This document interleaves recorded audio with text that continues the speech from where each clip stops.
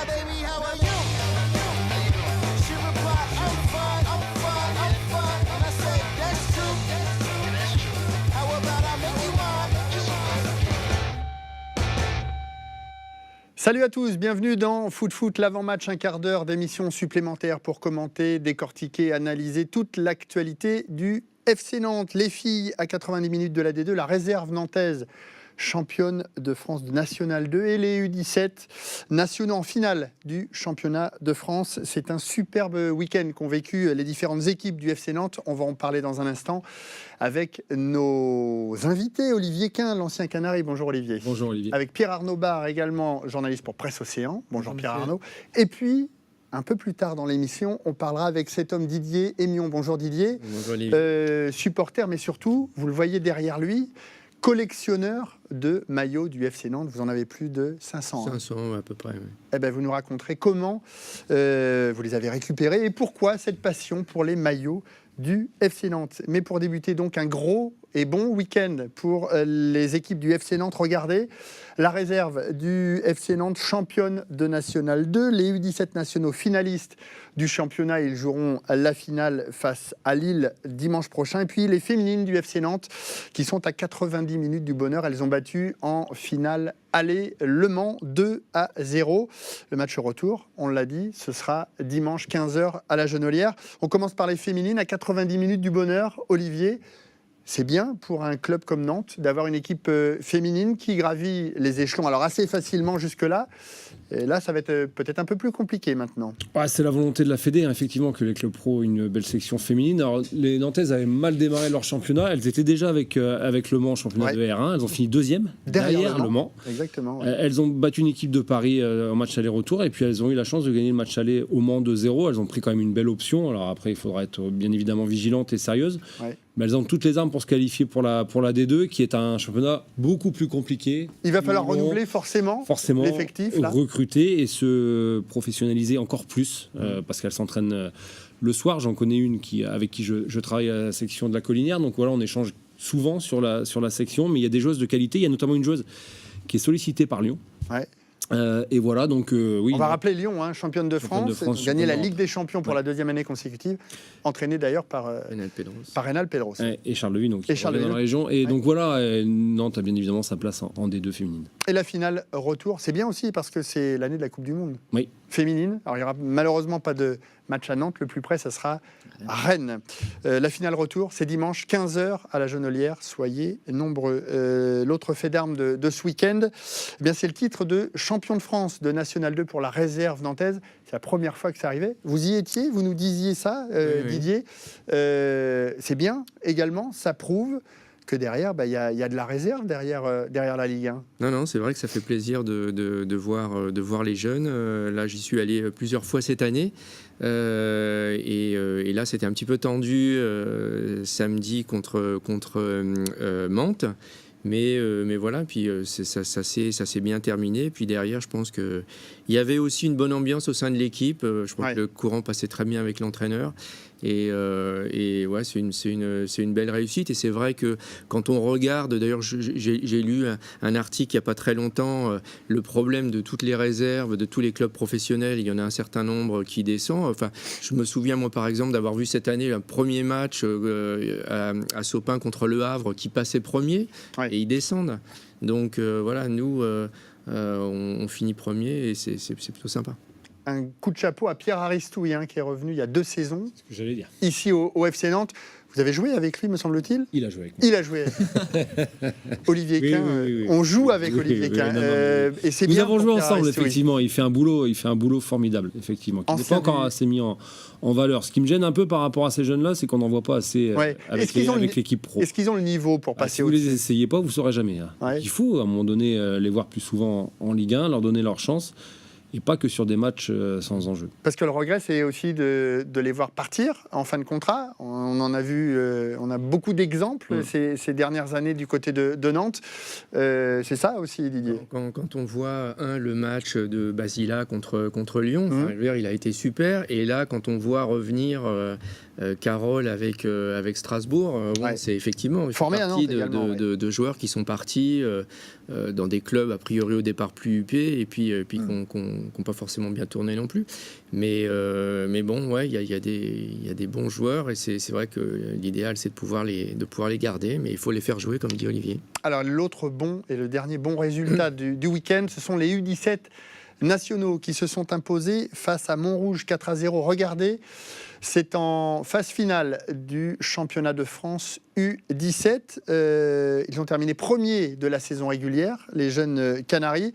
Puis quart de finaliste, ils ont battu Lyon, c'était l'exploit. C'était la logique en demi-finale de battre Montrouge. Ce sera quoi, Olivier, face au LOSC, face à Lille, cette finale qui se jouera à Andrézieux le week-end prochain? Sur une finale, tout peut arriver. C'est déjà un superbe parcours. Alors, bien évidemment, il serait certainement déçu de pas la gagner, mais d'après ce que j'ai compris, c'était pas mal en face. Lille a de bons jeunes aussi. Ça devrait être un match hyper intéressant, en espérant que les jeunes Nantais puissent gagner cette finale. C'est une vraie bonne promotion ou c'est encore trop jeune pour le dire en U17 ? Non, déjà en U17, quand vous allez en finale du championnat de France, c'est qu'il y a de la qualité. Donc après, il faudra évidemment voir U19 et surtout avec la réserve, mais c'est quand même prometteur pour la suite. Allez, on passe à toute autre chose. Messieurs, est-ce que vous êtes collectionneur, Pierre Arnaud ? Collectionneur, non, j'aime bien les maillots de foot, oui. J'en ai un certain Christian Williamson qui était une grande vedette du FC Nantes, je ne sais pas si vous savez. Oui, un Suédois.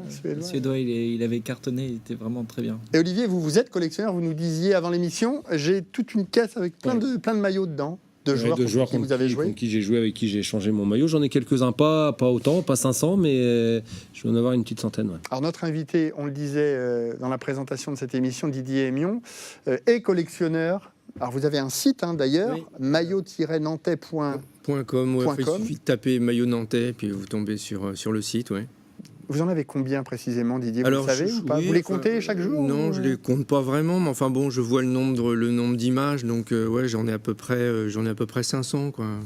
Pourquoi le maillot? Pourquoi le maillot du FC Nantes? Alors, on va dire, vous êtes nantais, expatrié à Paris, mais vous allez revenir à Nantes d'ici quelques années. Tout à fait. Parce que fan du FC Nantes. Voilà, enfin, le FC Nantes, ça a toujours été ma passion depuis tout petit.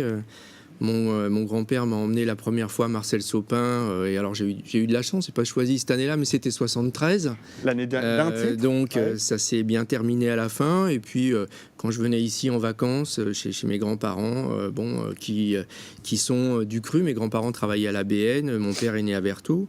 J'allais à la boutique du club et puis j'achetais des magazines, des photos, des choses comme ça.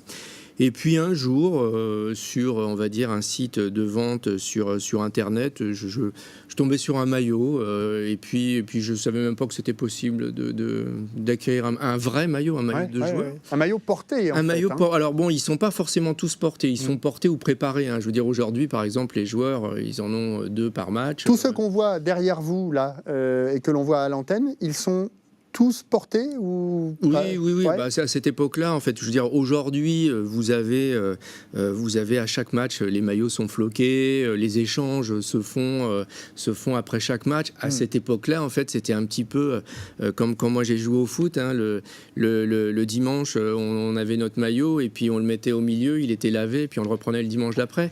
Donc, je ne sais pas combien de jeux étaient produits dans l'année, mais quand vous voyez un tout l'univers, par exemple, je ne pense pas qu'il y en a eu énormément. Donc, celui-là, oui. Le rouge, là, vous pouvez le prendre d'ailleurs, et puis comme ça. Oui, enfin, disons, le plus mythique, c'est celui-là. Ouais. Ça, c'est Gaby de Michel.